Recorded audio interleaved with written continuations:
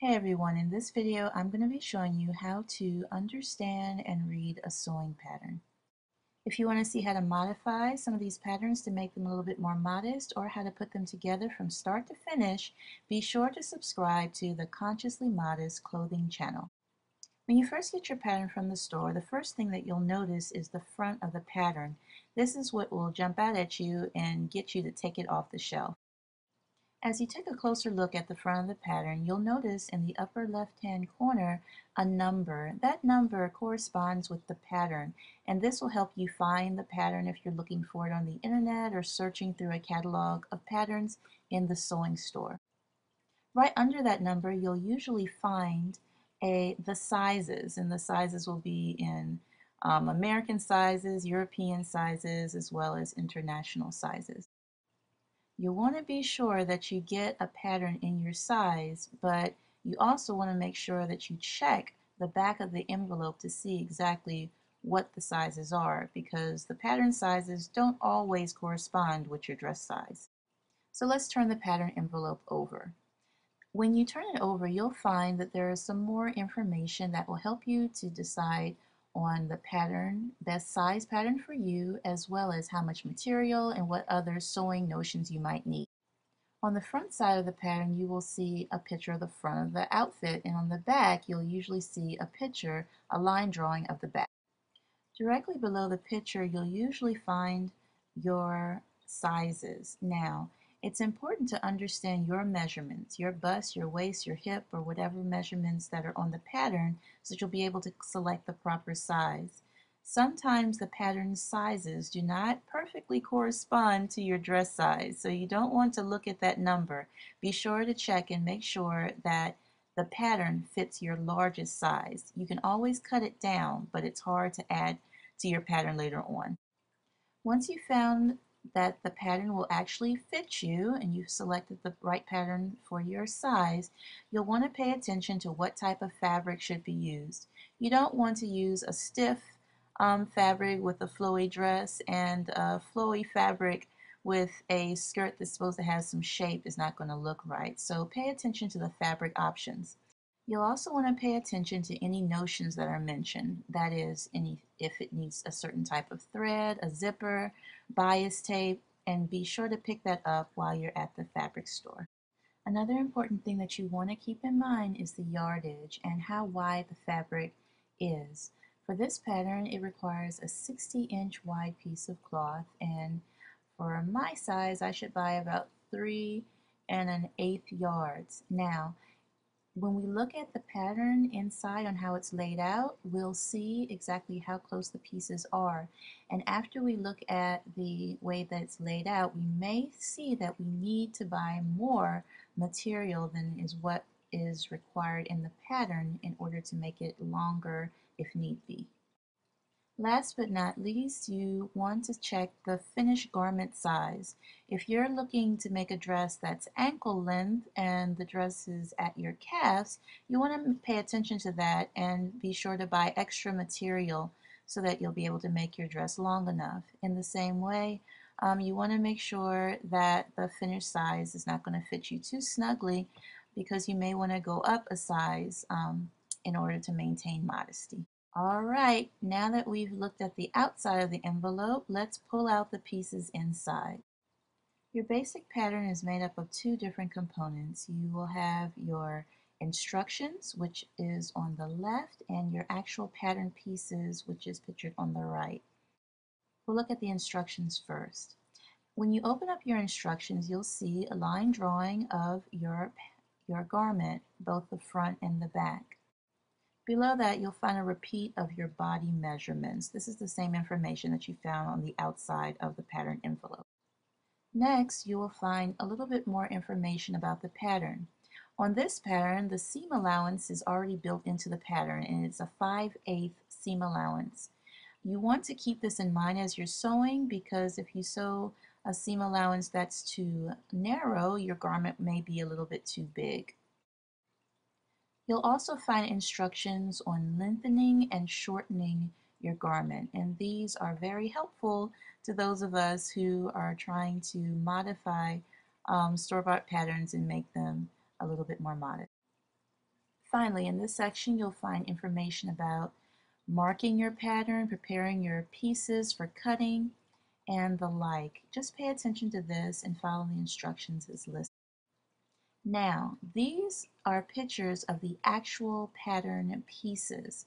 They're numbered so that you'll be able to know which piece is which, and below the pictures you'll find a little guide that corresponds with each of the numbers. This is a really simple, straightforward pattern with two pieces. Some patterns have a lot more pieces and some are just one individual pattern. The next thing that you'll want to pay attention to is the cutting diagram. This helps you to know how to lay your pattern pieces out on your material to make the best use of your material. The pattern piece that we're using as an example has a pretty wide flounce or a pretty wide skirt to the bottom of the dress, and so it's using 60-inch material. Other patterns sometimes will show you how you can use different widths of material, as material usually comes in 45-inch widths as well as 60-inch widths.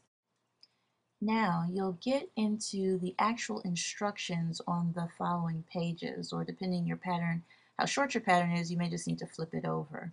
You'll want to read through all of your instructions before you start sewing or getting ready to cut or sew your garment, just to make sure that you're clear as to how it's supposed to go together. Now, you don't have to put your garment together exactly how the instructions say. These are just guidelines. They're kind of like the best practices. But as you begin to sew more, you'll learn how to put your garment together in a way that's best for you. As you can see, the instructions correspond with the pictures, which is really helpful. So if you are a visual learner, you can look through the pictures and then read the instructions, or you can read the instructions and look at the pictures as you go. But these are given to help guide you and help you to understand how to put your garment together. You'll notice that the white, if the pattern is showing white, that is the inside of the material or the wrong side. If the pattern picture looks kind of gray or a little darker, that represents the outside of the material. So do keep that in mind as you're looking at the diagrams on your pattern. All right, now let's look at the actual pattern pieces. Now, the dark lines are the cutting lines. These are the lines that will correspond to your size. In another video, we'll look at how to cut a pattern if your size isn't perfectly a whole size. Like, for example, if you are a little bit heavier on the bottom than the top, we'll see how to adjust a pattern to take that into consideration. But for now, just know that the lines on the pattern are representative of the sizes. Another thing that you want to remember is that the seam allowance is included in the pattern piece. As I don't know if you can see in the upper right hand corner, but it says the seam allowance is 5/8 of an inch on this pattern piece. This means that you need to be sure to sew your garment at that seam allowance so that it will fit properly. Another thing that you want to pay attention to is the numbers on the pattern. As I mentioned before, they correspond with your pattern pieces, and they also help putting your pattern together. I'm going to switch over to a smaller pattern. This is a dress for a toddler. Taking pictures of the pattern pieces was getting a little bit hard because that dress was kind of big. So this is the dress that we're going to be looking on for the rest of this tutorial. We're going to be looking at some of the markings that you're going to find on your pattern. When you see a line with the two arrows pointing at another line, like in the picture, that is the center fold, and that also means like cut on the fold. So you'll want to pay attention to that. Also, you'll see a straight line with two arrows on either end.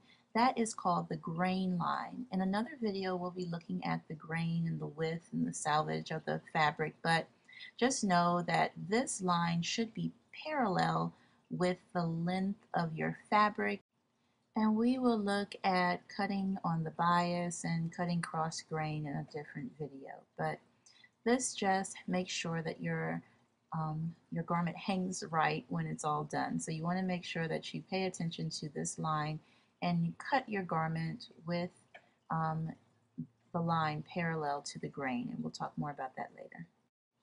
You'll notice that your pattern pieces have a lot of these little triangles.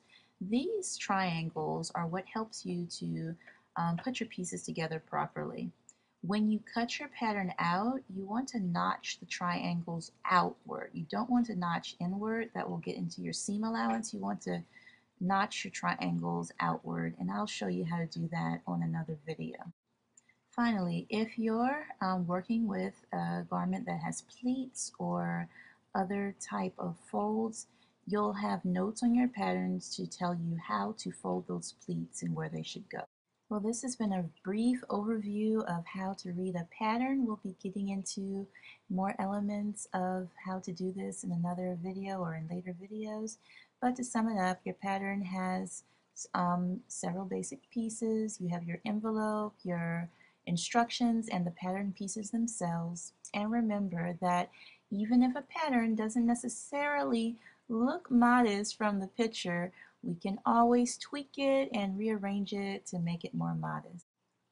And we will be looking at how to do that on this channel as well as on the Consciously Modest Clothing channel, which talks about how to sew with patterns and make commercially available patterns more modest. Well, that's it for this video. Please rate, comment, and subscribe. Let me know in the comments which of these patterns you might want to see me alter first, and we will put that on the list of upcoming projects. Thank you so much for watching, and you have a really good day.